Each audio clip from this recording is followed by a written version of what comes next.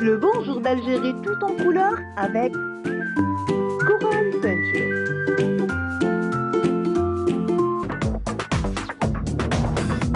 Ensemble, vivons le bonheur d'Algérie. Ensemble, apprécions les couleurs d'Algérie. Le soleil, les merveilles du pays, un réveil de fraîcheur et de vie. Ensemble, vivons un moment de nostalgie. Mesdames, Messieurs, bonjour. Merci beaucoup de nous recevoir chez vous en cette matinée du 12 février 2021. Ce matin, en compagnie du docteur Fethi Benachnou, nous allons évoquer le mal du siècle, le mal de dos. Alors, quelles sont les principales causes et surtout, comment prévenir le mal de dos? Nous allons aussi, ce matin, parler des étudiants et des initiatives estudiantines, puisque les étudiants ISEC Algéria vont organiser du 26 au 27 de ce mois un événement virtuel qui va donc lier ou relier ou créer des liens, si vous voulez, entre le monde estudiantin et le monde professionnel. Ça va être donc un événement d'échange, de connaissances et des expériences entre les chefs des entreprises et aussi les étudiants. Kenza Nchar, ce matin, va nous emmener à un petit voyage. Alors, elle va nous proposer une petite virée au sud algérien. Ce sera dans la ville de Janet, là où on va parler, on s'accompagne de l'engagement du citoyen. Nous allons rester avec toujours ces petits voyages. Ce sera en compagnie de Massilias Farhani en fin d'émission, lui qui va nous emmener du côté du parc de Durdura, puisqu'on va aller faire un Skype en sa compagnie. Il va revenir sur le chacal doré. Voilà un peu pour le menu de ce matin. Mais avant cela, les nouvelles du ciel en compagnie de Friel Cheikh.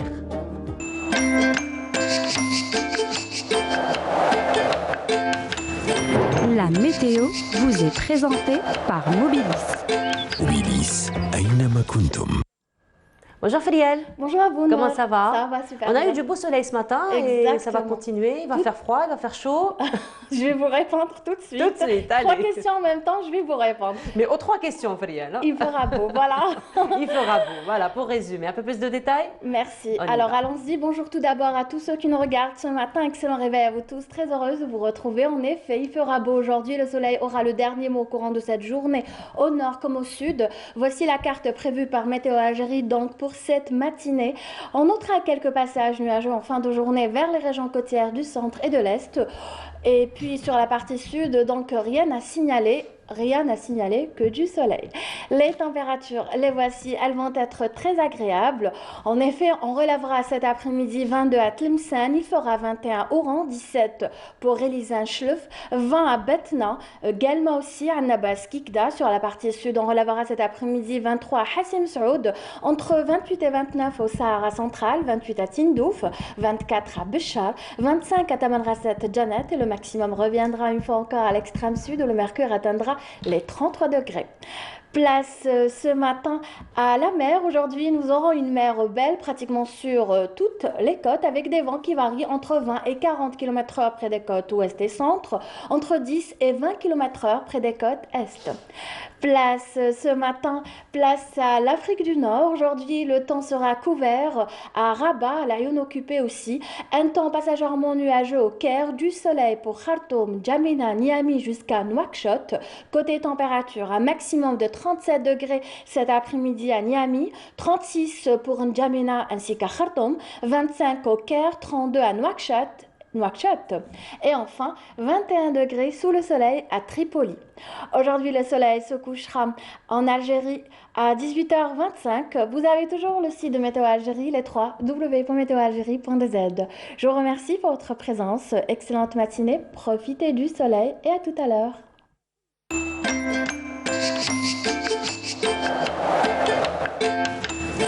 La météo vous est présentée par Mobilis.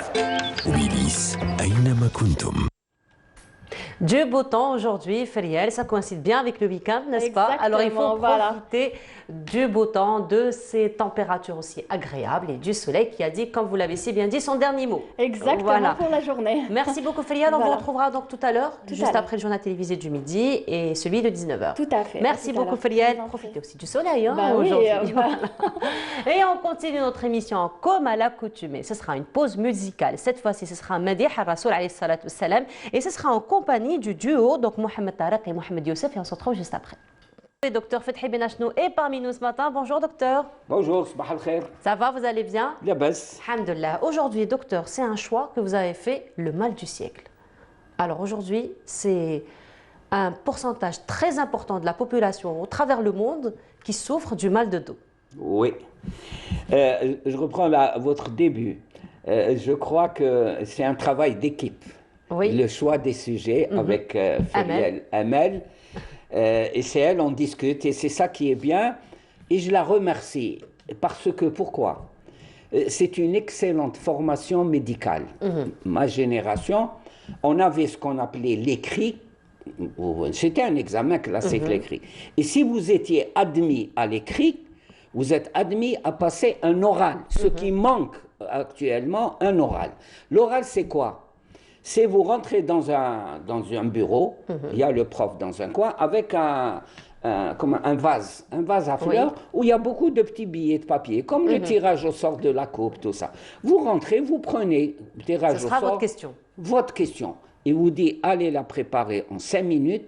Et c'est ça qui est important, c'est d'avoir cette capacité, cette formation de former les gens à rapidement... De synthétiser, finalement. Pourquoi? Parce que quand vous êtes en consultation dans un hôpital ou aux urgences, on ne vous dit pas, écoute, il va y avoir un type qui a une appendicite ou il a mal au dos et qui va rentrer. Non, il faut avoir cette capacité de connaître son sujet. C'est très important, connaître son sujet, de le synthétiser et de le présenter comme sur Canal Algérie en un temps très court. Je ne suis pas éloigné.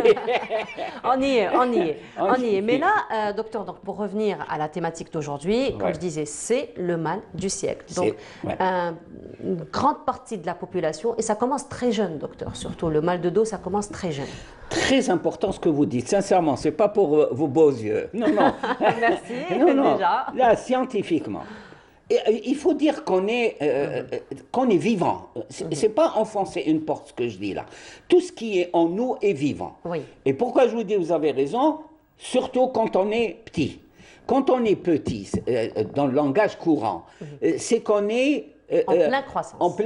On a, l'être humain évolue depuis qu'il est dans le ventre de sa maman, à la naissance, jusqu'à l'âge de 21 ans, et continue à évoluer. C'est-à-dire qu'il y a des transformations.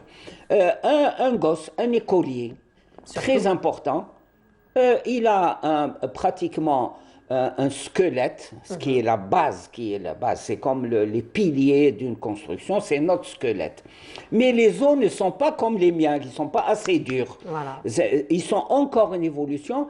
Et parfois même, vous avez vu des parents, et ça c'est important, surtout des mamans, qui ont hâte de voir leur enfant marcher, ils le prennent par les épaules, tout bébé. Alors, il aura à la longue ce qu'on appelle les jambes en arc.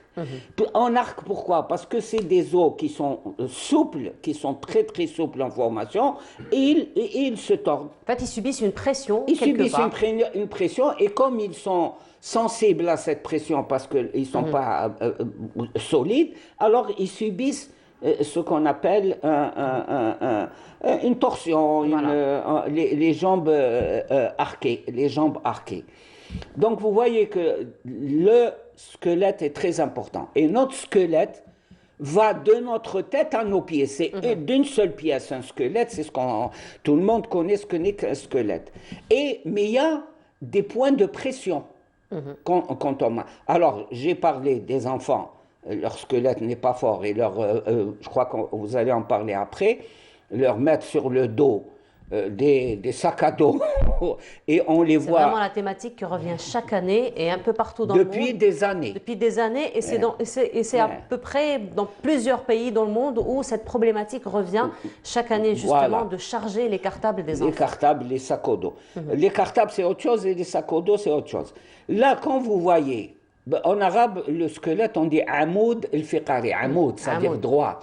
Les pauvres, leurs os sont en formation et vous les voyez penchés en avant, en train de. Voilà. Et là, amoud, le squelette, surtout la pilier, colonne c'est un vertébrale, pilier. ça doit être droit. Mais quand vous penchez en avant, vous donnez des pressions sur votre corps parce que lui, il doit réagir. Et donc finalement, il va évoluer avec une mauvaise, Et voilà. avec Une une mauvaise, alors, mauvaise structure. Mauvaise structure. Deuxièmement, en ayant déposé son... Maintenant, on met le paquet, il est fondamental, il faut qu'on commence cette réflexion qu'on doit appliquer sur ce qu'on appelle le mobilier scolaire. Oui. Les tables, tout ça, ça doit être, il y a une science. C'est pas la mer à boire, il y a une science qui doit se développer de l'école jusqu'à l'usine, jusqu'au studio, c'est ce qu'on appelle l'ergonomie. Oui. Il faut que l'environnement de travail ne doit pas susciter, générer de difficultés. Par exemple, il y a les dentistes aussi qui ne soulèvent pas, là, ils se penchent, ils ont des efforts, à la fin, ils ont mal au dos, mal aux épaules ou aux genoux. Donc, vous voyez que le mal de dos est un mal du siècle qui est aggravé aussi par le fait, par exemple, d'absence d'activité. L'être humain est fait pour avoir une activité physique. Je ne dis pas sport. Il est nécessaire, il est vital pour nous de marcher. De marcher. Ça, c'est important. De ne pas rester longtemps assis. Ça c'est terrible. Et le fait d'être longtemps assis, et pourquoi je dis ça? Regardez la situation dans laquelle sont les automobilistes lors de barrages ou d'embouteillages. Ça, c'est des trucs... Alors là... Et puis même les administrateurs qui sont en face dans les bureaux, toute la tout journée, ça. c'est 8 heures de travail aussi, donc assis. Alors, aussi, les gens qui travaillent sur écran, qui est sur écran. L'écran, vous savez qu'il y a des normes scientifiques pour ne pas détruire avoir Sa colonne des mal au vertébrale. dos, colonne vertébrale, parce que la colonne vertébrale, l'être humain est une merveilleuse machine. Voilà, justement, nous avons un très beau schéma qui montre Voilà, un petit très peu la bien. position Voilà. donc, de la personne qui Il faut devrait prendre. qu'au niveau des yeux, il faut que ça soit, mais pas se pencher. Là, à partir du moment où vous penchez, vous fatiguez votre dos, vous allez avoir mal au dos le soir en rentrant. Ensuite, vous allez avoir de gros et de graves problèmes de vision, oui. l'œil qui se fatigue. On a déjà parlé de l'œil. On a déjà parlé de l'œil, oui, effectivement. Donc, vous voyez que c'est tout un... Et surtout, là c'est autre chose. Là, c'est la nuque, justement. Regardez comme il y a une continuité de la colonne. On a la colonne lombaire au niveau des reins, la colonne dorsale, et là, c'est la colonne cervicale, parce que c'est au niveau de... Et ça, tous ces problèmes-là sont dus à une mauvaise... On va dire attitude, comportement. mauvais comportement, tout ça. Mais finalement, docteur, le mal de dos, ce n'est pas une maladie, mais c'est une conséquence d'un mauvais comportement, finalement. وَخَلَقْنَاكُمْ فِي أَحْسَنِ تَقْوِيمٍ. Dieu, Allah subhanahu, il nous dit, je vous ai créé d'une façon parfaite. Mais c'est nous qui, dans notre vie quotidienne, il faut la comprendre d'une façon globale, nous agressons cette merveilleuse machine, surtout. Et attention, au niveau du squelette, qui est c'est comme un porte-manteau. Viennent s'accrocher les tendons, viennent s'accrocher les muscles. Vous voyez, c'est comme un porte-manteau. Et là, vous entraînez par une mauvaise posture des problèmes de tendinite, par exemple, au niveau des bras, au niveau... Et quand on fait des faux gestes, on porte du lourd, voilà, on ne fait pas du lourd. attention. Le marché, surtout, quand on fait le le marché aussi. Le couffin, c'est comme le cartable. C'est-à-dire, regardez, par exemple, il faut, au niveau du travail, comment soulever. Maintenant, on a les Clark là qui soulèvent, mais regardez, par exemple, il faut garder la colonne dorsale, tout ce qu'on appelle le dos, il faut qu'elle reste droite. Et ne pas se plier parce que toutes les pressions du poids de colonne soulèvent. Mais ça rentre dans la médecine du travail. Ça rentre dans la formation. Et maintenant, rares sont ceux qui prennent des colis lourds ou là. Par contre, je salue, et tous on l'a vu, quand vous passez devant une boulangerie, généralement, il y a toujours un camion qui livre des sacs de farine. Oui. Et on voit des ouvriers qui prennent le sac de farine de 50 kilos ou 20 kilos et qui le prennent sans aucune... ils mettent juste un tissu sur leurs épaules pour ne pas te tacher de farine et ils font ça. Et parfois, c'est des jeunes hommes, c'est des jeunes gens. Bon, c'est pour gagner leur vie, mais ce n'est pas une raison pour justement les exposer à ces problèmes de dos qui sont assez graves. Voilà. Alors ça, ce sont donc quelques conséquences du mal de dos. Donc Oui, on a parlé regardez un par petit peu exemple cette... Pardon. Hein. Oui, allez-y. Regardez par exemple cette merveilleuse machine. En même temps que c'est la colonne vertébrale ou la colonne cervicale, c'est en même temps le lieu de passage des fils électriques. Mais les fils électriques chez nous, c'est les nerfs. Les nerfs. Si je sens, si mes mains sentent le froid, le chaud, si je puis marcher, c'est parce qu'il y a ces nerfs qui transmettent les informations du cerveau vers le corps humain, les informations motrices ou les informations sensorielles, sensitives et tous ces éléments-là. Et parfois, regardez, c'est merveilleux, entre deux vertèbres, il y a un coussin. Un coussin. Ça, c'est un coussin. C'est comme vous, quand vous allez vous asseoir sur un fauteuil, tout ça, on est beaucoup plus à l'aise coussin. Et en plus, c'est pour qu'il n'y ait pas un écrasement de l'os. Entassement, c'est ça? Voilà, entassement, l'os qui va frotter avec. Il se peut que ce coussin intervertébral glisse. Glisse, c'est ce qu'on appelle, ça glisse. Et il se peut qu'il soit. Et le problème, c'est que quand ce coussin part, il y a une irritation. C'est ça qui fait mal. Qui fait mal, C'est voilà. ça qui fait mal. Et c'est extrêmement délicat et ça a un impact sur la vie de tous les jours où on est obligé de bouger. Voilà. Alors là, on a parlé un petit peu des conséquences beaucoup plus liées au comportement. Des agressions causées par Voilà. notre comportement. Exactement. Donc, notamment porter du lourd, mais il y a aussi un autre facteur, docteur, c'est le froid. Donc, quand on est exposé au froid aussi, ça peut déclencher ce mal de dos. Oui, le froid... En été particulièrement, avec la climatisation. C'est ce qu'on appelle la variation brutale de chaud et froid. Ça, c'est toujours quoi. Vous êtes là, il y a une certaine température, vous allez, paf, brutalement, vous donner. C'est comme si quelqu'un vient maintenant brutalement déverser derrière vous un bidon d'eau froide, vous allez réagir. Et là, comme je vous ai dit,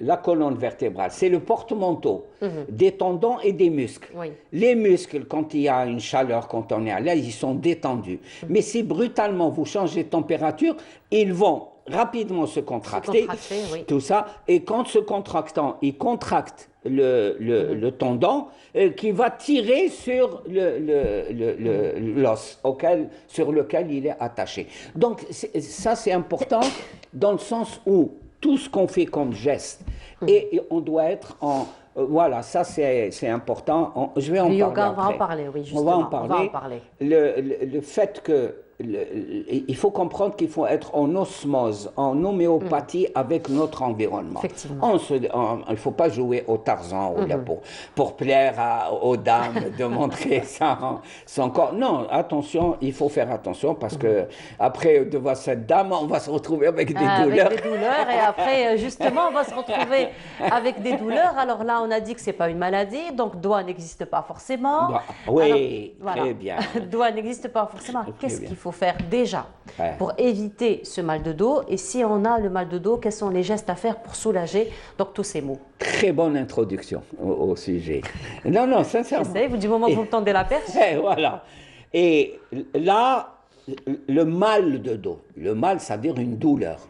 Aucun être humain sur Terre ne supporte une douleur.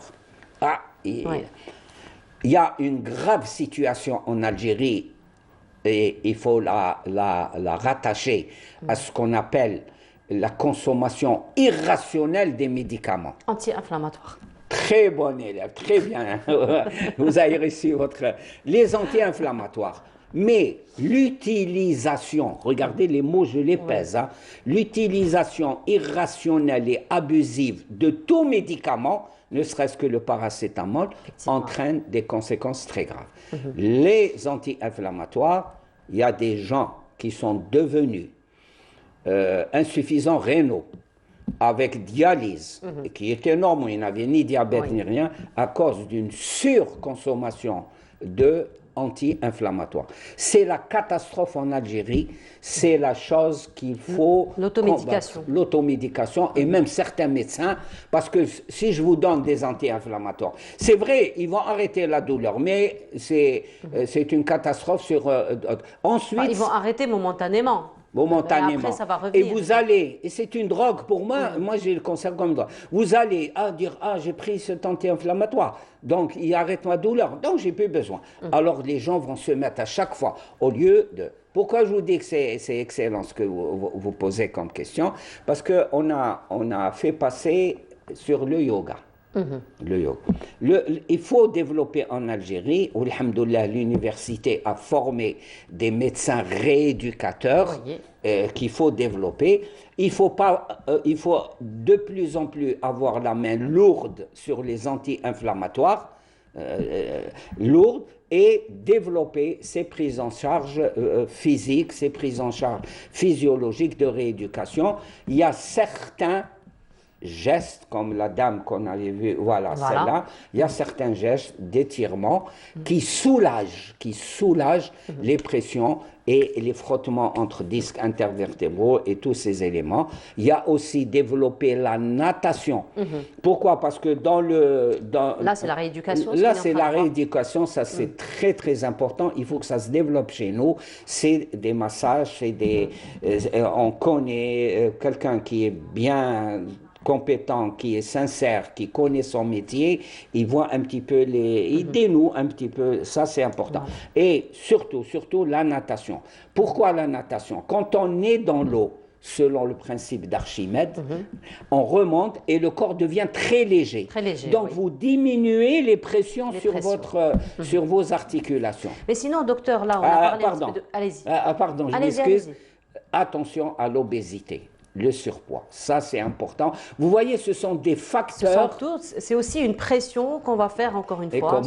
Et comment Voilà. Et vous voyez que ça, c'est des facteurs, c'est différents facteurs qui s'accumulent et ça donne le mal de dos, le mal du cou, le mal partout, les genoux, les bassins. Parce qu'une chose, un merveilleux organe, moi je dis que c'est le bassin. Le bassin qui est quelque chose qui est de très stable, de rond. Et alors, quand le bassin est déséquilibré par votre comportement, par votre vie quotidienne, à ce moment-là, il y a aussi... Vous voyez que ce sont beaucoup de facteurs qui s'accumulent et ça donne des douleurs. Et justement, vous avez parlé du yoga, vous avez parlé de quelques exercices. Il y a même, pour faire comme vous le dites si bien, allez-y. Il y a même des applications, docteur, qui accompagnent un petit peu les travailleurs, surtout ceux qui travaillent dans des bureaux, avec des petites applications où on peut, sur sa chaise, finalement, faire quelques petits exercices au quotidien qui soulagent un petit peu tous ces maux-là. Oui, vous recommandez? ce ne sont pas des coachs virtuels. Non, ce ne sont pas des trucs in.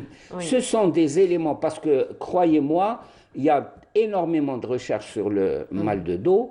Il y a beaucoup de techniques pour éviter la consommation des médicaments. Et ça, c'est important. Mais il faut développer la médecine du travail.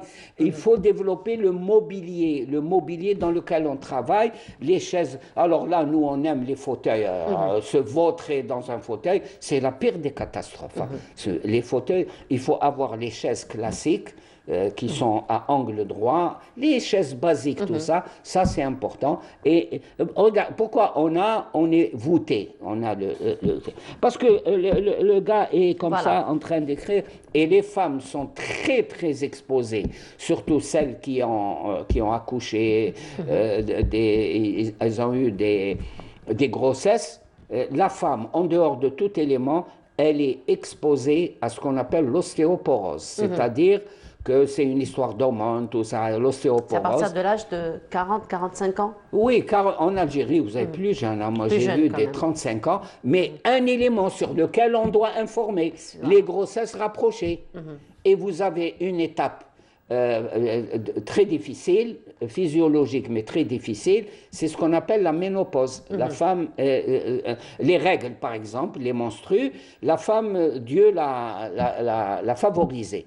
Parce que quand elle a ses règles, c'est une histoire d'hormones qui protège sa colonne vertébrale, ses os, et qui protège son cœur. Mais il y a une époque de la vie de la femme, c'est ce qu'on appelle l'arrêt des règles, ménopause.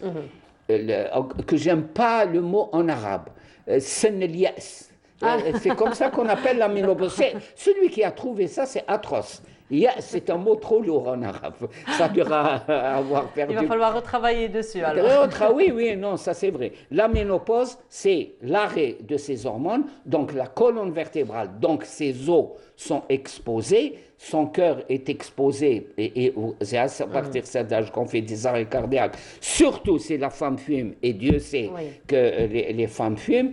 Donc, vous voyez que c'est tout un élément sur lequel il faut réfléchir. Et dans les bureaux, moi, je suis pour ce matériel, s'il est validé, tout ça. Mais il faut mettre un grand paquet en Algérie sur la médecine du travail, qui a connu une période merveilleuse en Algérie. La médecine du travail était formidable. Mais sinon aussi, docteur, il y a aussi les étudiants qui font un travail remarquable sur terrain. Et justement, nous allons recevoir des étudiantes, enfin une étudiante en pharmacie d'ailleurs, dans un petit moment, qui va nous parler un petit peu de comment ils développent la santé en Algérie, comment ils font d'ailleurs des événements virtuels avec le monde du travail pour s'entraîner déjà et se préparer à affronter donc tous ces maux. Et qu'il diminue la consommation irrationnelle prescrite aux patients. Surtout. Voilà. Merci beaucoup, docteur. De rien. Encore une fois pour ce sujet. On se retrouvera vendredi prochain avec une autre thématique. Merci beaucoup. Félia El Cheikh nous a annoncé du beau soleil partout aujourd'hui. Alors profitez. Oui, bien sûr. Profitez bien. Allez, on vous souhaite. Non, je dois préparer une intervention sur le soleil, pourquoi pas. Sur le soleil. Des températures plutôt agréables c'est le vaccin. La vaccination. C'est important. Effectivement. Il faut expliquer, convaincre, expliquer surtout. Expliquer surtout, voilà, vulgariser surtout. Merci beaucoup, docteur. Donc, à vendredi prochain, Inch'Allah. Et nous vous souhaitons une très agréable journée. À vous aussi, en noir et rouge. En noir et rose. Je vois la vie en rose aujourd'hui. Voilà. Et on continue. Et là, on va revenir un petit peu à tout ce qui est traditionnel, docteur, à tout ce qui est un petit peu ancestral. On va aller à la rencontre d'un savonnier. Oui, donc c'est oui. Eh ben, c'est un artisan qui est revenu un petit peu à la fabrication du savon donc à la méthode froide, comme on le faisait dans le temps, donc à la méthode traditionnelle. Et c'est Anissa Bouzid qui l'a rencontré. Donc je vous propose ce portrait, on se retrouve juste après. Fierté Algérie est la fierté de Karim Laskri. Ce jeune entrepreneur a lancé son projet en 2018. Il conçoit des savons naturels 100% algériens. Donc, je suis passé par l'organisme ONSEJ pour financer mon projet. Et c'est grâce à ça que j'en suis là, que j'ai ma propre savonnerie. Le but de mon entreprise, qui est la savonnerie Laskri, c'est de promouvoir un petit peu la culture du pays, l'image un petit peu de notre pays, à travers tout ce qui est matière première, un petit peu toutes les richesses de notre patrimoine. Là, en ce moment, moi, j'ai commencé à faire des savons naturels à base d'huile essentielle. Et d'huile du pays, justement, l'huile de tournesol, qui est l'huile la plus vendue de notre pays, et la moins chère. Ici, dans ce petit espace, Karim fabrique ses savons pour le corps et le visage. Il n'y a ni produits chimiques, ni conservateurs, et la fabrication est artisanale. C'est du savon naturel, il n'y a pas de produits chimiques dedans, mais on utilise des machines pour le faire. On a un petit peu industrialisé le process. La moitié du process 100% artisanal, c'est la saponification. Alors c'est le mélange de l'huile et de la soude caustique pour avoir justement nos savons. On les laisse sécher et c'est à partir de là que commence la partie industrielle où on les met dans des machines, on les écrase en fines paillettes. On rajoute les huiles essentielles. Juste l'emballage des savonnettes s'effectue manuellement. Hop. Et l'emballage a été fait en Algérie, c'est 100% algérien. Hop. Fait par nos industries d'imprimerie, une imprimerie algérienne. Hop. Donc, quant au carton de stockage, en fait, Fierté Algérie a un but écologique. Donc, on ne commande pas nos propres cartons, on réutilise les cartons qui ont déjà servi. Il y a quelques mois, Karim est passé à la fabrication du savon liquide. Crise sanitaire oblige. Dès qu'il y a eu le Covid, bizarrement, les gens ولاو يستعملوا de moins en moins le savon solide. Donc, ولاو يستعملوا plus le savon liquide. Avec ça, on a dû s'adapter. On a vu les ventes de savon chuter. Donc, on a réagi. On a fait nos savons liquides et gel douche, 2 en 1. Avec, en fait, ce qu'on a pu faire, c'est de mettre des fragrances algériennes, des parfums qui sont fabriqués ici en Algérie, 100% algériens. Toujours pour rester dans le thème, Fierté Algérie. Et hormis ça, nous sommes les seuls à faire des paillettes de savon de Marseille, qui est un nouveau produit, ça s'appelle de la lessive écologique. C'est un produit avec lequel on peut tout faire. On peut faire de la lessive pour bébé, machine, main, on peut laver le sol, on peut faire ses savons liquides maison, on peut faire ses savons solides maison et on les propose à des prix très attractifs. Et tout ça 100% local, algérien. Les gens achètent de plus en plus sur Internet depuis le Covid. Donc on a développé un système de packs, on fait des packs dans lesquels on a tous les produits nécessaires et on les vend exclusivement sur Internet. Promouvoir le patrimoine culturel et naturel est le souci majeur de Karim Laskri, un travail artisanal qu'il veut développer au fil du temps.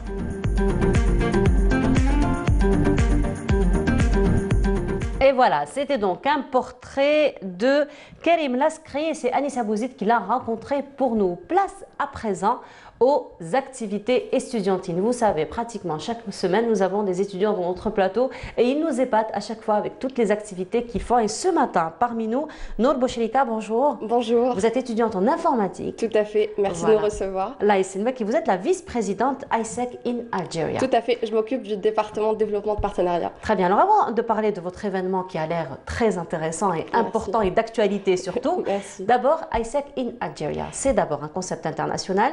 Expliquez-nous un peu plus. Tout à fait. Alors, international, je dirais qu'on a une plateforme qui est nommée isec.org, donc qui comprend des échanges culturels.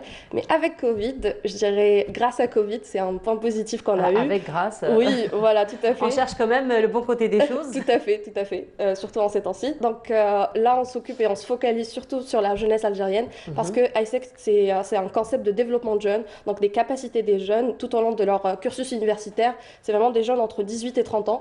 Donc on s'occupe du développement de leurs capacités de leadership, vraiment chercher le leader, si je peux dire, en eux, et les aider justement à aborder la vie professionnelle juste après leurs études et peut-être faire plus, avoir une entreprise ou voilà. Donc, voilà. Alors comment vous vous organisez dans votre travail? Donc il y a plusieurs départements dans le ISEC in Algeria, plusieurs départements. Chaque département c'est comme une structure entrepreneuriale. Voilà, on a la même structure d'une entreprise, c'est-à-dire qu'on a le département B2B, IR, on a le TM, c'est tout ce qui est Membership Experience. C'est très en anglais, donc on parle en anglais au sein de la formation. Et puis voilà, donc c'est très riche, on a différents départements. Et puis on s'entraide, il y a des meetings mensuels, hebdomadaires, et on essaie d'échanger pour justement apporter cette touche à notre jeunesse algérienne. Voilà. Donc finalement, vous travaillez comme une véritable entreprise, vous êtes juste des bénévoles. Tout à fait. C'est ce qui change. C'est exactement ça. On va dire, vous avez un gain, mais beaucoup plus sur le plan expérience. C'est pas un gain financier, mais c'est beaucoup plus sur le plan expérience, on n'aura pas, excusez-moi de vous interrompre, on n'aura pas ce choc, on va dire professionnel, c'est-à-dire que dès l'entretien ou dès le premier jour au sein d'une entreprise, on saura ce qui est le time management, on saura ce qui est les différents départements au sein d'une entreprise, on saura aussi comment peut-être gérer notre temps, parce que c'est très important, on apprend ça avec les études, c'est pas très facile, surtout si on a une passion à côté. Donc voilà. Très bien, les relations publiques aussi, qui sont très à importantes. fait. Voilà, alors le 26 et le 27 de ce mois, un événement se prépare. Oui. De quoi il s'agit? Alors, c'est un Oui, événement... alors c'est beaucoup d'enthousiasme, hein, beaucoup on attend ça avec impatience. On prépare ça depuis novembre. Quand et même. c'est un projet où on donne juste le strict minimum parce qu'on est toujours dans la surprise. On prépare vraiment une surprise à la jeunesse algérienne. Donc, on aura le 26 et le 27 un streaming, c'est-à-dire que ça sera une diffusion, malgré le nombre important qu'on a eu de participants, parce qu'on a quand même lancé... application form, j'ai oublié le mot en français, voilà, un formulaire d'inscription. Et donc voilà, donc c'est un événement qui sera rempli d'activités. On a eu aujourd'hui avec le docteur par rapport au dos, on aura une séance de stretching justement. Voilà, on en parlait avec docteur Benachno et justement on vous a introduit dans ce sens. Donc le docteur Benachno, il nous a parlé aujourd'hui du mal de dos et vous avez un créneau sur ça. Sur ça, oui. On aura 15 minutes pour justement aider la jeunesse et aussi les travailleurs pour justement avoir cette... Voilà, vous pouvez y aller, pas de problème. Pas du tout. On vous considère comme jeune aussi. Je n'ai que 18 ans. Hein. Oui, bien sûr. Donc c'est pour vraiment... On est dans le télétravail, on est aussi dans les études à distance. Donc on voulait apporter cette déconnexion d'ailleurs, nous, on apporte tout ce qui est business, entrepreneuriat, mais on voulait aussi rajouter ce créneau-là d'avoir un peu d'interactivité avec nos auditeurs. Mais c'est vrai que nous, là, depuis donc, la pandémie, donc c'est vrai qu'il y a eu quand même un côté très important qui était négatif, mais il y a quand même, on va essayer de voir, comme vous l'avez si bien dit, le verre à moitié plein, n'est-ce pas? Oui. Il faut dire que le concept déjà du code de travail lui-même commence à changer, commence à se modifier par rapport à la situation et on va quand même vers le télétravail. Oui, et donc là, c'est ce que vous essayez un petit peu d'inculquer, de développer, on essaye de développer à travers ça. le stretching. Tout à fait, tout à fait. À travers le stretching, mais aussi à travers de cette nouvelle manière de diffuser l'information, de la partager. C'est vrai que les réseaux sociaux nous apportent au quotidien cette aide, la facilité de recevoir l'information. Donc, on essaie de s'appuyer sur ça. Et comme aussi je l'ai dit avant, grâce à Covid, on a cette particularité d'être à l'aise avec ces outils. Donc voilà, on utilisera nos réseaux sociaux pour justement diffuser les différents panels qu'on aura. Très bien, alors justement, là vous me tendez la perche par rapport au panel, donc par rapport à votre programme. Donc comment vous allez vous organiser? Est-ce que ce sont des formations que vous allez proposer ou ce sont juste des conférences? Comment ça va se passer? Alors, je ne dirais pas que ça sera des formations, mais je dirais que ça sera différents talks, c'est-à-dire qu'on a des experts, des chercheurs, on a aussi des étudiants. Donc, c'est 100% algérien. Même nos speakers, on a voulu... c'est un peu ça les critères de notre événement, c'est qu'on a voulu chercher vraiment la perle rare. On a des speakers d'un peu partout en Algérie, c'est-à-dire du sud, du nord, de l'est, de l'ouest. Et ces gens-là vont avoir des talks, c'est-à-dire mono, ou sinon, ça sera un panel où on discutera d'informatique ou de leadership ou comment est-ce qu'on pourra gérer notre carrière plus tard. Donc, ça sera diversifié de cette manière. Donc, ça sera étalé sur 2 jours? Tout à fait, oui. Très bien. Donc, ou bien à qui cet événement est destiné? Aux étudiants? Juste aux étudiants? Pas que, il est destiné à toute la jeunesse algérienne, à toute la jeunesse algérienne, mais pas que aussi. D'autres personnes peuvent en bénéficier. Je pense que l'entrepreneur, il n'a pas d'âge et toute personne peut entreprendre dans sa vie. Et justement, cet événement-là, il est pour toute personne qui voudrait faire quelque chose de sa vie ou peut-être réaliser simplement ses rêves. Ou peut-être juste penser et avoir autre chose Pourquoi pas, peut-être qu'un déclic viendra Tout à fait. De tous ces différents talks, probablement. Exactement. Et c'est pour accompagner aussi tout ce qui a pu être fait auparavant par les clubs scientifiques, les associations, parce que je suis très fière de tout ce qui a pu être fait par l'écosystème algérien. Donc, c'est aussi pour supporter ça, parce qu'on aura aussi beaucoup de business qui nous ont accompagnés dans cette aventure. Et on a voulu aussi les aider, parce qu'avec Covid, le business, tous les business sont un peu affectés. Et justement, ça sera un peu leur... je ne sais pas comment donner, mais ils auront un peu leur heure de gloire, en quelque sorte. Ils essaieront de partager aussi leurs services, les produits qu'ils proposent, tout à fait. Donc, voilà. Alors, encore une fois, on va revenir un petit peu à tous ces participants. Donc, on a dit que ça va s'étaler sur 2 jours. On rappelle que c'est le 26 et le 27 de ce mois, donc de ce mois, février. Alors, est-ce que vous avez décidé d'un seuil par rapport aux participants ou c'est ouvert au public? Alors, c'est une question très importante parce que moi, je crois en l'équité de l'opportunité. C'est-à-dire que c'est vrai qu'Internet est ouverte à tout le monde. Et si moi, je la limiterais à un nombre ou un seuil de personnes, ça serait être égoïste. Donc, c'est pour ça qu'on est parti vers le streaming, donc la diffusion. Très bien. Tous les participants seront inclus. On a ouvert, comme je vous l'ai dit, le formulaire d'inscription, mais c'était seulement pour voir un peu si ils allaient adhérer au concept. Et on a été éblouis par oh oui, on est enthousiaste, on veut juste venir. Un engouement auquel vous attendez pas? Oui, on a plus que 1000 participants. Donc, Et c'était quoi votre objectif au départ? Moi, 500 personnes, on s'attendait à 500 personnes. Vous êtes au double, Voilà. Ça, c'est très encourageant pour vous. Tout à fait. Mais sinon, Nour, vous nous avez ramené un spot?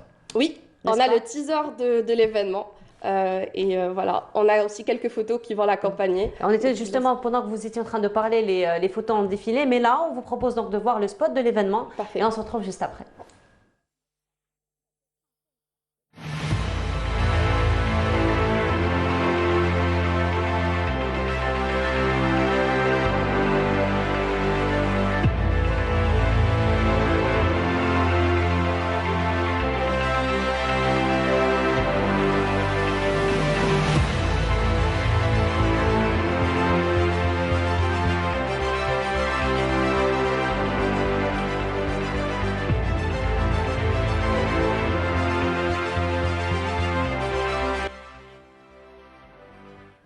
Et voilà, un teaser qui nous propose un très beau voyage à travers les différentes wilayas et à travers donc les différentes villes d'Algérie parce que ça va être ouverte, plutôt ça va être ouvert l'événement aux participants dans les 48 wilayas. Tout à fait, c'est voilà, ouvert. Internet est là, on profite. On en profite, oui, on en profite, c'est illimité, ça n'a pas d'âge, ça n'a pas de passion précise, donc c'est pas filtré, donc on donne l'accès à tout le monde.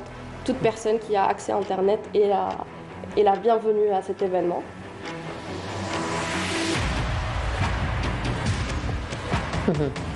Voilà, donc là on est en train encore de le découvrir. Donc c'est un spot qui est en train de tourner en ce moment sur les réseaux sociaux. La campagne a débuté depuis le 12 janvier, donc ça va nous faire... Ah, quand même. Oui, ça va nous faire... Vous avez pris le temps, vous avez fait un bon matraquage finalement. Oui, tout à fait. On a de bonnes personnes qui s'occupent de notre marketing. Vous avez de bons communicateurs. Tout à fait. Et justement, Ce sont des étudiants aussi? Oui, c'est avec des étudiants pour les étudiants, donc c'est fait par des étudiants et justement on voudrait délivrer ça parce que je pense qu'on est les premières personnes touchées par toutes les problématiques, on va dire tous les événements qui peuvent se passer et donc on est un peu les mieux placés à justement trouver des solutions à nos problèmes. Très bien. Alors Nour, là, votre objectif était d'atteindre 500 participants. Vous en êtes à 1000 déjà. Donc, on espère plus, pourquoi pas. Donc, quelles sont vos attentes du déroulement, on va dire cette fois-ci, donc de cet événement?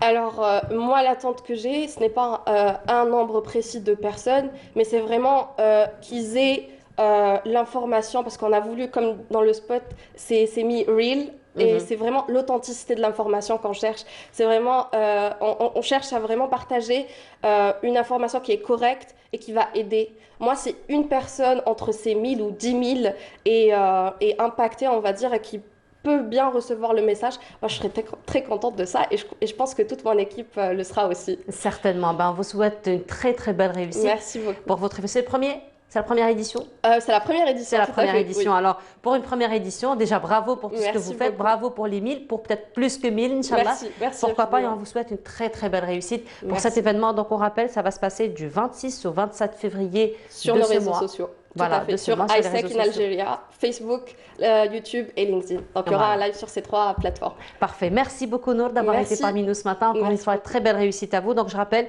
Nour Bouchelika, vous êtes étudiante en informatique. Voilà, et on vous souhaite une très belle continuation. Merci beaucoup Nour. Alors on va se retrouver dans un petit moment pour parler d'une production. Alors une production très intéressante qui a fait en ce moment le buzz sur les réseaux sociaux. Il s'agit donc de Des Zombies. Des zombies. Voilà, on va en parler dans un petit moment, mais avant cela, une petite balade dans les ruelles d'Alger. On se retrouve juste après.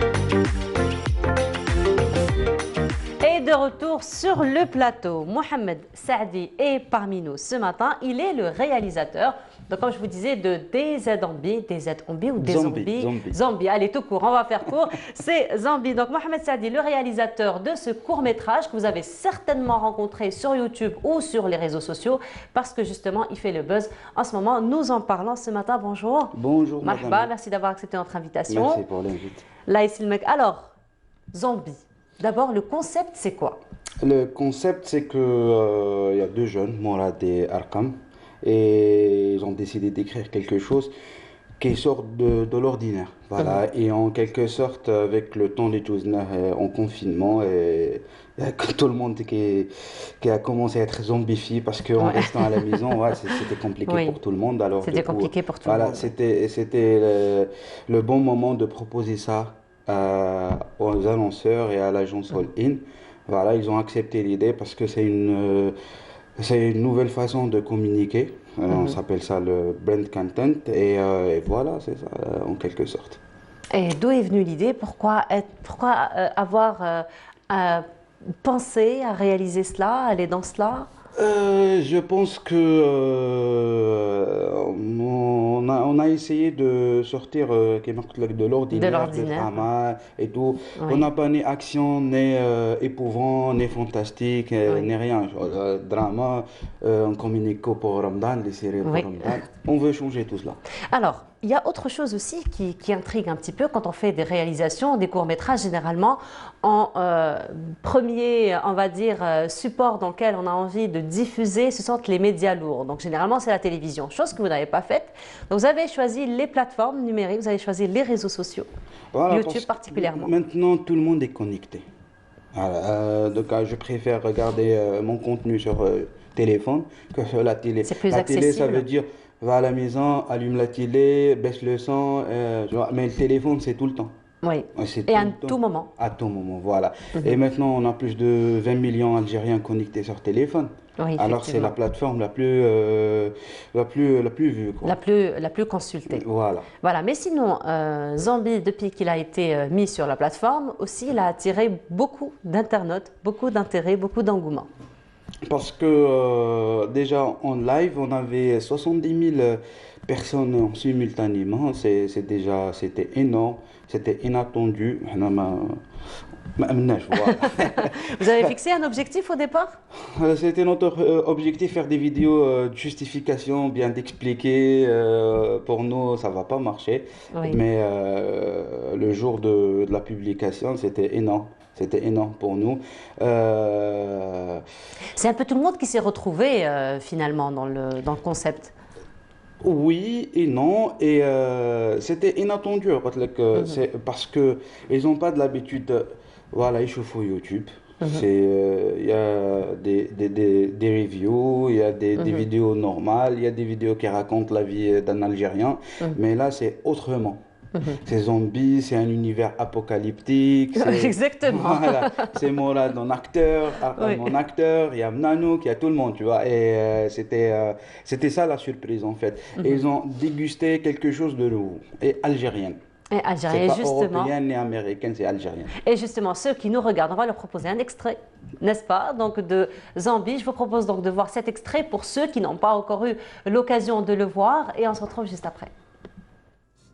أنا شو مرحب بيزا شريكي أنا 15 يوم ما دوشناش كريم وش حبيتنا نريحوا صاحبي ياسمين مثلا على بالي من مالك بريحتك الخازة مانيش مرحب بيزا ودخرة بلي كونسونطري راك شايف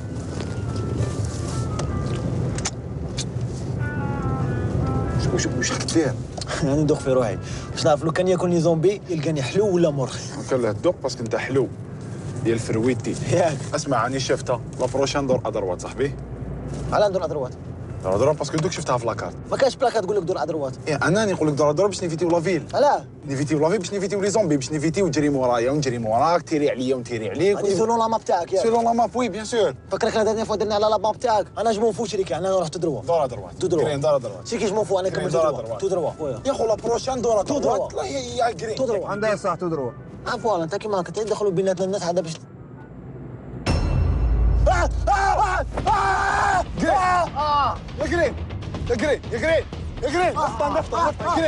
زومبي شفتو تيري عليه وعندك سلاح وعندك وعندك اكبر البر رستم زومبي رستم زومبي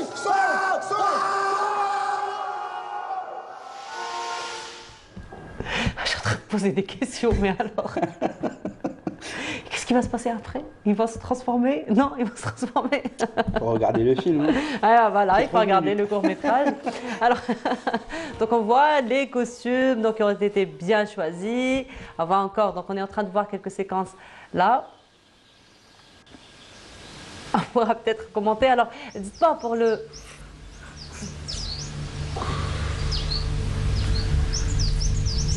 Voilà, donc là on est encore en train de voir quelques séquences. Donc le tournage ça a été fait où? Oran, Mostar, Blida, Shria, Hamam Louani à Alger. Ah, quand même, donc vous avez fait un petit peu le tour. Oui. Ça fait quand même une promotion hein, des villes, ça fait quand même une promotion du paysage. Bien sûr, n'est-ce pas? On a un bon pays. Il faut profiter au maximum. Voilà. Alors, les acteurs, donc on a vu, ils s'apprêtaient bien au jeu. Quand vous leur avez proposé le scénario au départ, c'est eux. C'est eux qui ont fait, d'accord, voilà, c'est eux qui ont fait. C'est eux, ils ont Alors, fait. quelle a été votre réaction? Là, j'inverse ma question. Quelle a été votre réaction donc, quand on vous a proposé le scénario? C'était All In, c'était l'agence qui... parce que j'ai de l'habitude de travailler avec eux. J'étais chez eux il y a 3 ans maintenant. Ils me font confiance. On était équipe jeune. Une moyenne d'âge entre 25 à 32 ans. Et c'était un plaisir de bosser avec eux. C'était vraiment un plaisir de bosser avec eux. C'est leur première expérience. C'est leur première expérience. Voilà, cinéma c'est autre chose, faire des vidéos c'est une autre. Effectivement. Voilà. C'était bien, j'ai aimé parce qu'ils ont demandé de co-réaliser, alors j'ai dit pourquoi pas, why not, on est là pour apprendre, pour expérimenter, c'était ma première expérience de réaliser ce genre de contenu, alors on prend l'aventure ensemble.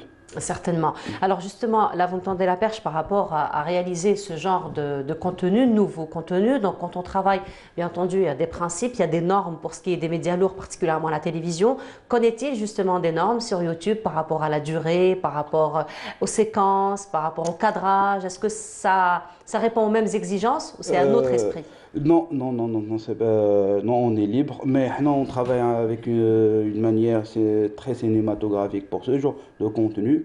Mais il y a des tendances parfois. L'algorithme de YouTube, elle change parfois pour des courts vidéos, parfois des vidéos longues, maintenant pour des streamings, des lives, ça change au fur de temps. Voilà. On doit s'adapter. Mais là, notre cible, c'est la communauté algérienne. Donc on doit créer du contenu bien spécifique. Effectivement. Et donc votre court-métrage, il est de quelle durée? 30 minutes. 30 minutes. Déjà entre court et moyen. Voilà, entre court et moyen, voilà, 30 minutes. Alors là, vous nous avez dit qu'il y a eu un engouement important de la part des internautes. Oui. N'est-ce pas? Quels sont les commentaires, peut-être les réactions qui reviennent le plus? J'ai aimé parce qu'on a déclenché en quelque sorte l'art de critique. Oui. Voilà, les gens ils ont commencé à critiquer, il y a des gens qui commençaient à défendre le film, l'autre il dit non c'est pas bien, l'autre il dit non c'est bien, t'as pas compris le film, et on n'a pas commenté, on a laissé tout le monde commenter, c'était magique, c'était un moment magique, je suis très content. Mais certainement ça a été un apprentissage pour vous, ça a été un enrichissement aussi pour vous. Bien sûr, bien sûr. Maintenant on essaye de faire plus, on essaye d'apprendre, il n'y a pas d'école de cinéma ici en Algérie, on essaye d'apprendre à partir de YouTube, à partir de Google, ou bien avec des pros, on bosse avec des réalisateurs étrangers ou algériens, on essaye d'apprendre et il ne faut jamais dire qu'on ne sait pas, on doit essayer et normalement c'est comme ça qu'on s'améliore finalement. Ben oui, j'avais peur parce que j'aime pas faire les choses à moitié. Et ben on doit essayer, c'est nouveau, on doit essayer et au fil de temps on va apprendre, on va améliorer notre travail. Voilà. Ah ben voilà. Donc merci beaucoup d'avoir été parmi nous ce matin. On vous souhaite. Alors juste avant de vous laisser partir, j'avais une question. Donc là, vous avez créé votre contenu pour YouTube. Vous pensez pas plus tard passer aux médias lourds? On essaie. Autant cinématographeur, il y a un filmmaker, réalisateur, directeur de photos. J'essaie de faire pour YouTube et pour participer au festival de cinéma. Je compte faire des courts-métrages. Mais on ne va pas s'arrêter. Certainement. Merci beaucoup, Merci Mohamed à Saadi, vous. d'avoir été parmi nous ce matin. Je rappelle, vous êtes le réalisateur donc, de ce court-métrage Zombie. Merci. Voilà, merci beaucoup. On vous souhaite une très belle continuation et beaucoup de succès. Et dans un petit moment, nous allons recevoir Kinzan Chal, comme je vous ai dit en début d'émission.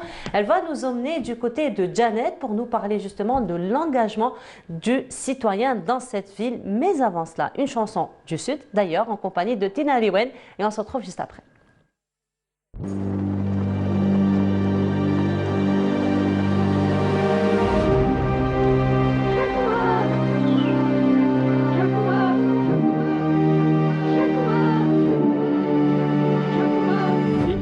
سستنق اكتف وتمني ديوان لا تسند لا الشكوى عنايا ورني سنجي في السنة تبع تكوز تران دغش النوان في السنة تبع تكوز تران دغش النوان سيدي سستنق اكتف وتمني ديوان لا تسند لا الشكوى عنايا ورني سنجي في السنة تبع عن برش النوى السنة تبع موفق عن برش النوى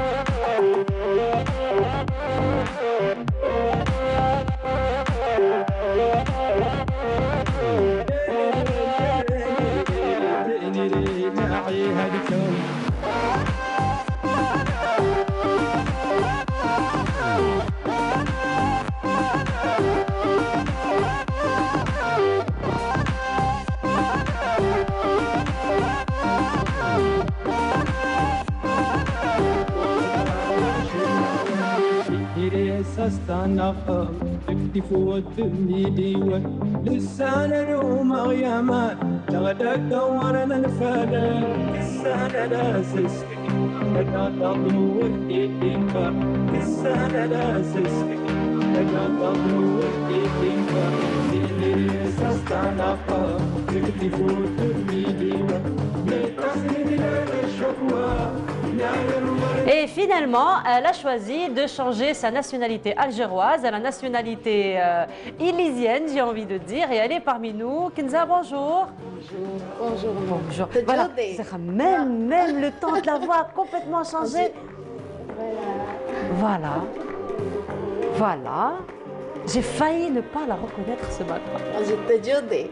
Et là, je dis El Khair. Comment ça va? Ça veut dire comment ça va? Comment ça va? Et je dis El Khair. Alhamdulillah, El Khair. Alhamdulillah, voilà. Même la langue a changé, donc franchement, tout a changé. On doit parler doucement. Kinza, bonjour. Bonjour, Noam. Kinza, tu es magnifique ce matin. Merci. Mais changement radical, mais même la coiffe, même la tenue. Même...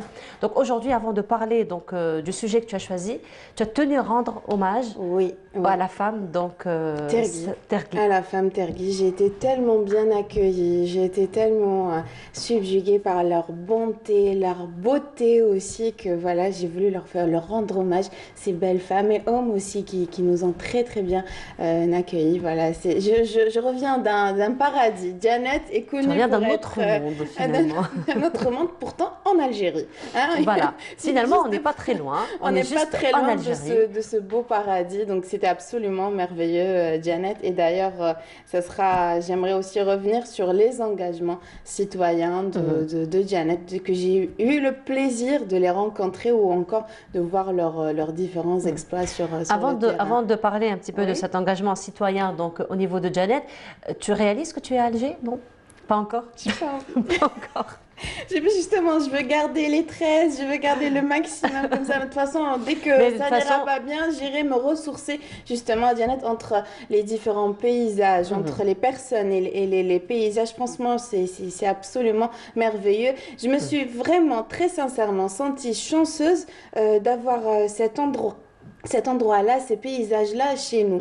Et voilà, il y a pas très... Et aussi, sincèrement, j'arrive pas à trouver les bons mots. Je vous encourage tout simplement à aller les découvrir. Tout simplement. Voilà. Tout simplement, allez les voir, allez se ressourcer, surtout. Mais sinon, Kenza, non seulement tu as été très bien reçue dans une ville algérienne, dans une ville du sud de l'Algérie, mais surtout, tu as été aussi frappée aussi par cet engagement citoyen duquel tu as choisi de nous parler ce matin. Tout à fait, tout à fait. Donc pour commencer, on va parler des engagements citoyens que j'ai eu le plaisir de rencontrer dans la porte nord du Sahara, donc à Bou Saada, et aussi à la porte sud du Sahara, à Janet. Donc pour commencer, quand on part à Janet, qui ne connaît pas une certaine Aziza? Donc Aziza, c'est une présidente d'association, donc c'est l'association d'activité des femmes de la maison de jeunes Janet. Donc cette association-là qui existe, je rappelle. Alors on la voit sur cette photo, Kenza? C'est celle qui est en vert. Celle qui est en vert. C'est celle qui est en vert.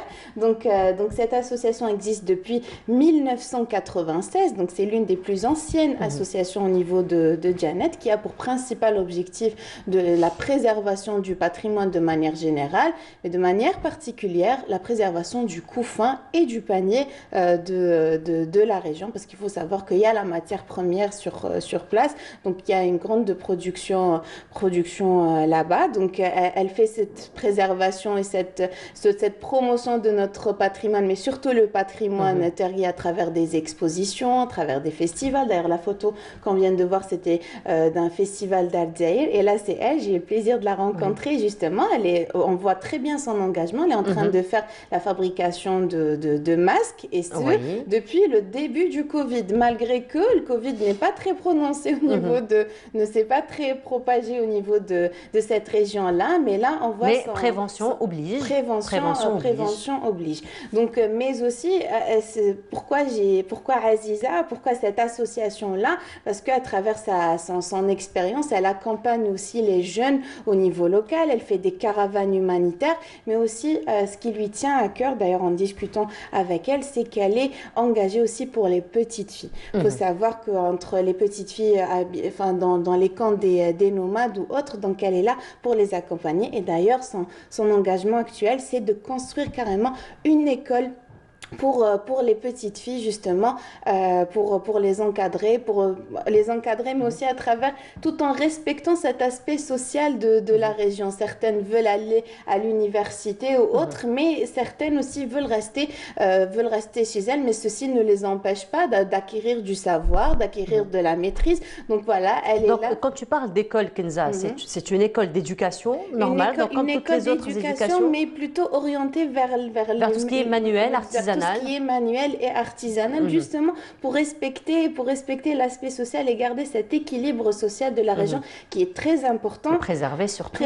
Très important pour la population, mais aussi très important pour notre identité algérienne. J'aimerais vous dire que c'est pourquoi je souhaite aussi rendre hommage à ces personnes-là, parce que c'est eux aussi qui font notre identité algérienne, et c'est eux qui font aussi cette fierté. Nous, on est dans la ville, certes, on a notre mission en tant que citoyens, mais eux, au fin fond de l'Algérie, qui en partant chez eux, ils ont leur parler, leur manière de vivre, leurs coutumes et traditions. Ils font notre identité algérienne. Donc voilà, Aziza. Et d'ailleurs, pour parler de son actualité, toujours dans la préservation du patrimoine algérien, à l'occasion de la journée nationale du Shahid, donc le 18, elle organise un salon de 20 jours, où elle va, un salon de 20 jours, un salon d'artisanat, où elle va accueillir plus de 20 wilayas au niveau de Janet. Donc c'est très bel échange. Très bel échange. Donc il va y avoir entre les habits, les bijoux, les produits du terroir, surtout que maintenant on s'intéresse beaucoup aux produits du terroir, il y a un retour, plantes médicinales, justement, aux huiles essentielles. Et d'ailleurs, où Janet principalement regorge de beaucoup de ces ressources naturelles-là. Donc Aziza, justement, à travers son association des activités de la femme, va organiser, Inch'Allah, ce salon. Donc à partir du 18 février, vous êtes invités à y participer. N'ayez crainte, il y a les hôtels, il y a les auberges, mais il y a aussi les gens qui sont là pour vous accueillir, ne serait-ce que pour ce bel échange. Donc ça, c'était notre première engagement. C'est l'occasion pour y aller. Exactement, surtout cette période-là. N'ayez crainte, beaucoup m'ont posé la question, est-ce qu'il y a des scorpions, c'est pas le moment des scorpions. C'est pas le moment. Et puis justement, ce qui est bon quand on part justement ce genre de région, c'est quand on est en contact avec les gens locaux, c'est qu'ils nous guident un petit peu. Donc j'étais là en train de savoir comment connaître les différentes étoiles, comment c'est toujours intéressant. Ah, vraiment, tu es partie dans un autre monde, oui, vraiment. Carrément, alhamdoulilah, merci à Ami Boudjima d'ailleurs qui m'a accueilli le long de mon séjour. Donc ça, c'est par rapport au premier engagement. Par la suite, quand j'étais en train de me déplacer dans les différents lieux touristiques, donc il y a eu ce beau lieu Essandilan, donc c'est pas très loin de Janet. Là, j'ai rencontré un camp de nomades. Donc ce camp de nomades, évidemment, ils ont leur manière de vivre, hein, leurs conditions. Mais il faut dire aussi qu'ils vivent dans des situations, des conditions de vie infernales, hein, entre l'absence d'eau, entre bref, aucune infrastructure. Donc, il y a eu une jeune femme qui est passée, qui s'appelle Dounia Brinis. Donc, Dounia Brinis, c'est une jeune femme bourrée de talent, une Algérienne bourrée de talent, hein, qui a pour engagement l'éducation et l'apprentissage de la petite enfance. Donc ça, c'est son compte Instagram. Qu'est-ce qu'elle a fait? Donc elle a fait un très grand projet d'ailleurs où elle a été primée dans le Youth World Forum, donc le Forum mondial de la jeunesse, pour justement son projet d'apprentissage des enfants qui sont retirés, les populations retirées qui n'ont pas accès direct à l'école. Donc elle a fait son projet à l'international. Donc on parle de l'Asie centrale, l'Asie du Sud. Par la suite, quand elle est venue ici en Algérie, elle est descendue à Janet. Elle est arrivée chez ce camp de nomades où elle a trouvé justement cette population. Alors elle était extrêmement touchée donc, par les conditions, donc, entre le froid glacial et une chaleur extraordinaire. Donc ce qu'elle a vu, toutes ces conditions-là, et en parlant avec les enfants, donc elle a vu qu'ils savaient ni lire ni écrire. Oui. Donc justement, elle a commencé à faire des caravanes humanitaires en descendant, donc en emmenant des médecins. Et là, justement, quand elle prenait des livres, et là, les enfants ne savaient ni lire et écrire. Donc qu'est-ce qu'elle a fait? Jusqu'à ce jour, elle est à son 4e bassin.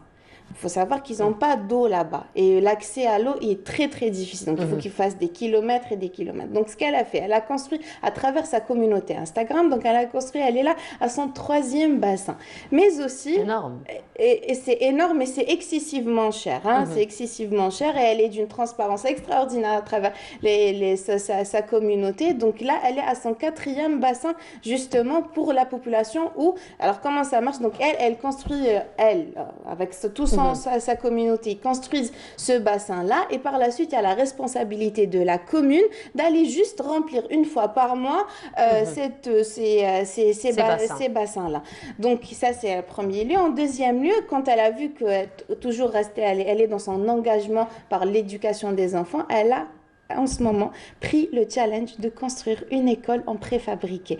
Donc il y a eu une autre jeune femme dans un autre village à Teini qui a eu une construction alors avec des panneaux photovoltaïques solaires et tout ça, et elle s'est engagée au niveau de ce camp de Essandilan. Donc pour toutes les personnes qui veulent joindre cette belle et noble initiative, vous pourrez directement consulter son compte Instagram. Alors on est en train de découvrir, peut-être qu'on va le redécouvrir, afin de permettre Dounia Brinis, donc, qui est engagée sur place. Donc, elle continuellement, de manière répétitive à travers l'année, elle organise des caravanes humanitaires, donc pour revoir toute son actualité et surtout pour rejoindre cette noble initiative. Voilà, donc, là, nous avons donc son compte Instagram. C'est ça. Donc voilà, Pour vous pouvoir pouvez la la joindre. contacter et voir toute son actualité et l'avancement surtout des travaux de ce beau projet de construire une école en préfabriqué, une école d'apprentissage pour les enfants du Sud. Tout en respectant, c'est très important, en respectant une école chez eux pour justement respecter cet aspect social et tout Toujours. leur équilibre au niveau local. Maintenant, partons à la porte du On va aller nord. un peu plus haut. Oui, du nord du Sahara. C'était à Bou Saada. Justement, j'ai été il y a 2 week-ends de cela. Donc, quand on était C'était la même traversée? non, Non, deux traversées c'était différentes. chaque week-end. Je me D'accord. suis fixé, donc résolution 2021, c'est d'essayer chaque week-end, d'essayer de partir quelque part justement pour aller à la découverte de notre beau pays, surtout d'apprendre, surtout apprendre. Et de rencontrer ces magnifiques personnes. Et de rencontrer surtout ces magnifiques personnes. Donc en premier, alors on était en train de se balader dans les marfiates de Bou Saada, donc dans les anciennes ruelles de Bou Saada. Et là, on arrive au centre de Bou Saada. Et ce qui attire mon attention, c'était des enfants qui étaient en train de faire du jardinage autour d'une fontaine, pardon. Et là, je me rapproche avec notre guide, d'ailleurs, un jeune aussi qui regorge beaucoup, et elle a beaucoup de jeunes très engagés, Bou Saada, donc un jeune Azzeddine qui était là justement. Il m'a montré, il m'a dit, ces enfants-là, ils sont accompagnés par ce beau Daoud Belwadah. Donc Daoud Belwadah, il est guide au niveau de Bou Saada. Il est aussi bénévole dans la mosquée de Bou Saada comme étant mueddin. Mais aussi ce qu'il a fait, il a pris le challenge. C'est lui? Oui, c'est lui, Daoud. Il a pris le challenge de réhabiliter cette fontaine. C'est l'une des plus anciennes fontaines de Bou Saada, donc qui était complètement délabrée, complètement cassée, un nid de fléaux sociaux, complètement délaissé, sans éclairage. Et là, ce qu'il a fait, il a retroussé ses manches et à son tour, il a commencé seul. Mais comme cet endroit-là était un nid de fléaux sociaux, donc il a trouvé beaucoup de difficultés, mais il a eu l'intelligence d'impliquer les enfants. Et donc c'est maintenant devenu les enfants qui le protègent. Voilà. Voilà. Et donc et là, il a commencé à faire d'abord, il a nettoyé, il a fait des plantations dans cet endroit-là, mais aussi actuellement, il demande tout de même un accompagnement des collectivités locales parce que ça reste un bien public. Donc il a fait plusieurs appels à travers sa page Facebook. Donc vous pourrez directement trouver Min Hadith Bou Saada, donc pour toutes personnes qui veulent éventuellement l'aider, que ce soit dans les plantations, dans les arbres. Et voilà, c'est un engagement. Ce qui m'a absolument fait mal, mais ça m'a vraiment boosté et beaucoup m'encouragé, ça m'a donné beaucoup d'espoir. C'est que même en plantant des arbres, il y a eu des personnes qui ont carrément arraché ces arbres-là. Et malgré ça, il a continué, il a replanté avec ces enfants-là. Donc absolument, pour un engagement citoyen, croyez-moi que c'est un beau modèle, Daoud, que j'ai eu le plaisir. Persévérance, et de ténacité persévérance aussi, surtout. Il est très jaloux de sa ville. D'ailleurs, il est guide, donc il est là pour la valorisation justement du patrimoine local. Donc voilà, ça aurait été nos 3 engagements citoyens, donc Aziza, Dunia et Daoud pour cette fois-ci. Quel bel engagement citoyen que tu as choisi pour nous, Kenza, aujourd'hui. Alors on reste quand même dans la protection donc des biens, on reste quand même dans la valorisation du patrimoine, dans la valorisation de tout ce qui est donc société, tout ce qui est écosystème écologique aussi. Et on va aller du côté donc du parc national de Djurdjura en compagnie de Massilias. Tu viens? Eh bien oui, Massilias n'est pas aujourd'hui avec nous sur le plateau, mais il est sur place. Massilias, est-ce que tu m'entends? Bonjour Massilias. Bonjour Massilias. Alors Massilias, normalement tu es au niveau du musée central donc du parc national de Djurdjura.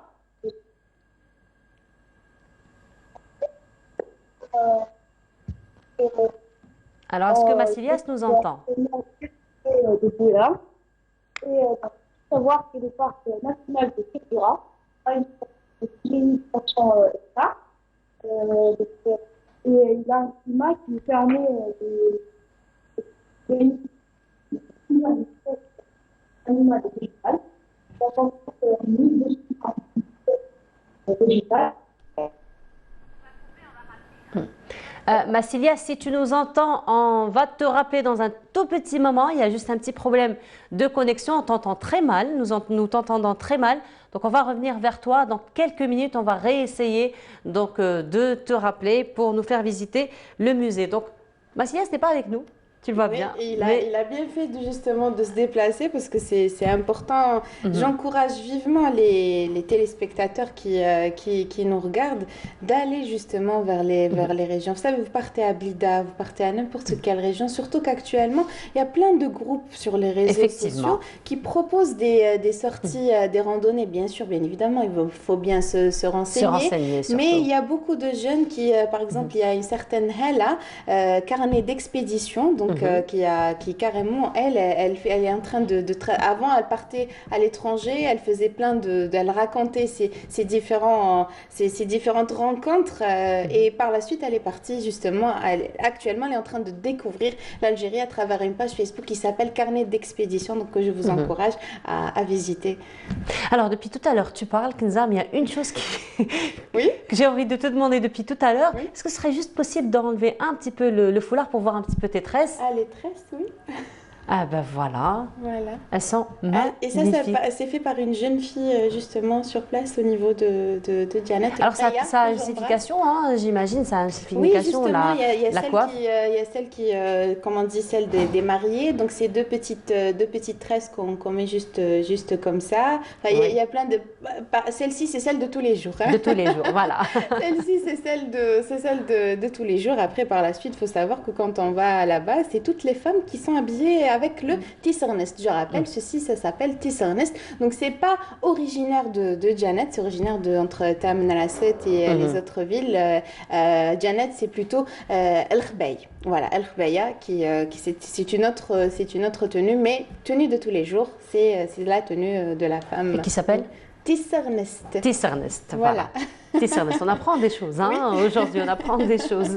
Voilà, mais donc, on voit bien que l'engagement est là, l'engagement citoyen est là, surtout, et donc, on n'en parle pas beaucoup, mais quand même, il y a beaucoup de choses qui se font. Il suffit juste de bien chercher finalement sur les réseaux sociaux pour être en contact avec tous ces gens-là. Vous savez aussi, à Janet, ce qui a attiré aussi mon attention, c'est que la société civile sur place est très, très engagée. Il faut savoir, avec certaines conditions, il n'y a pas assez de moyens. Il faut dire, Kenza, que ça fait déjà partie des mœurs un petit peu Tout à fait. D'ailleurs, si on parle d'environnement, par exemple, avant, c'était les femmes, c'était un rituel chez elles de sortir devant leur porte et de nettoyer. Ça faisait partie c'est un rituel, oui. C'est un rituel, pardon. Par la suite, ça a changé un petit peu. Il y a eu des étrangers qui sont venus. Donc, ça a un petit peu mis en déséquilibre, mais ça n'a pas aussi empêché les comités de quartier, les associations de quartier ou encore les associations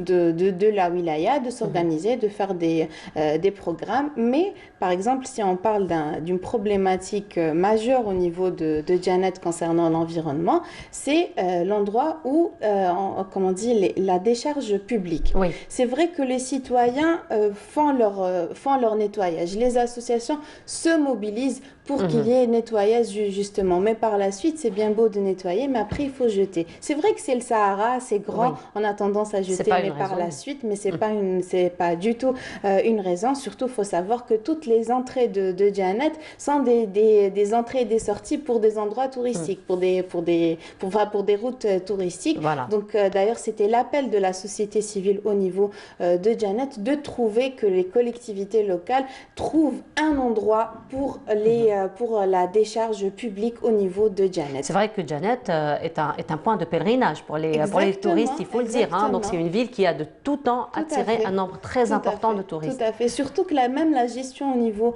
local, c'est même les citoyens ont cet esprit de séparer et de faire le tri, de séparer les déchets ménagers des déchets organiques. Donc ils les laissent de côté. Donc le déchet qui est mis à la poubelle, poubelle, c'est un déchet, j'aimerais dire, propre, où éventuellement, ceci est une opportunité pour l'entrepreneuriat vers, au niveau les transformations, le recyclage. Pour la transformation du recyclage. Donc voilà, l'appel, quand je suis montée, l'appel de la société civile était très clair, c'est de trouver une décharge publique parce que tout le monde est mobilisé au niveau local pour justement valoriser notre Janet, voilà, qui reste carrément une image de l'Algérien. Il faut savoir qu'il y a des étrangers qui viennent directement à Janet pour faire la visite de Janet. D'ailleurs, parfois, ils ne rentrent même pas dans la ville. Ils arrivent à l'aéroport, ils prennent clignotant à droite ou à gauche vers le Tassili ou vers le Tadart pour sortir. Et voilà. Mais ça reste que c'est triste quand même quand on arrive, on voit des déchets. Et voilà. Donc l'appel, c'est décharge publique officielle au niveau de Janet. Et surtout, Tassili, tu avais bien entendu le droit de faire un tour? Oui, je suis montée à Idjebaren. Voilà. Arriver à Janet et ne pas partir au Tassili Nadia comme si on n'a rien fait finalement. Alors je suis montée à Idjebaren, donc j'ai commencé à marcher de 7h du matin jusqu'à 10h juste pour monter la montagne. Voilà, c'était magnifique. Hein. Et puis il faut dire qu'il n'y a pas de pollution, il faut dire que c'est donc finalement, ça fait une bonne marche, une marche plutôt santé. J'ai nourri tout mon corps entre mes yeux. Tu as désintoxiqué finalement ton corps, tu as désintoxiqué les poumons. Exactement. Après, généralement, quand on escalade une montagne, on a tendance, quand on arrive au sommet, de revoir une autre rive. Et là, j'étais agréablement surprise, j'ai vu carrément une esplanade comme ça, le plateau du Tassili. Le plateau. Et là, quand on commence à marcher, c'est un autre paradis, avec les peintures rupestres, avec les différentes grottes telles qu'on parle de Séphar. Je ne suis pas allée jusqu'à Séphar, mais ça y ressemble un petit peu. Je me suis sentie très chanceuse, très sincèrement. Quand j'ai pris mon petit déjeuner, je me suis dit, là, moi qui est assise actuellement en train de manger, il y a eu des gens, il y a 6000 ans auparavant, ils étaient là en train de manger. Donc, je me suis sentie chanceuse. Mais aussi, j'ai une petite crainte qu'il faut quand même préserver. J'ai quand même un petit peu peur avec les conditions climatiques. Si mes enfants ou mes mes petits-enfants pourront avoir la chance de voir ces peintures rupestres. C'est pour ça qu'il faut préserver dès aujourd'hui et tirer la sonnette d'alarme surtout. Merci beaucoup Kenza pour ce beau voyage que tu nous as proposé ce matin. On te retrouvera vendredi prochain avec un beau voyage comme ça. Oui. Inch'Allah, ce sera surprise. Allez, on attend la surprise pour vendredi prochain. Merci beaucoup Kenza. Malheureusement, nous n'avons pas pu avoir Massilias parmi nous ce matin. Nous l'aurons probablement demain. Nous arrivons à la fin de notre émission. Merci beaucoup de nous avoir suivis. Je vous donne rendez-vous demain à partir de 9h. Sinon, profitez bien du soleil aujourd'hui, puisqu'on aura du soleil partout, sur tout le territoire national, notamment à Janet, Kenza, avec des températures modérées. Profitez bien. Bonne journée à tous. Au revoir.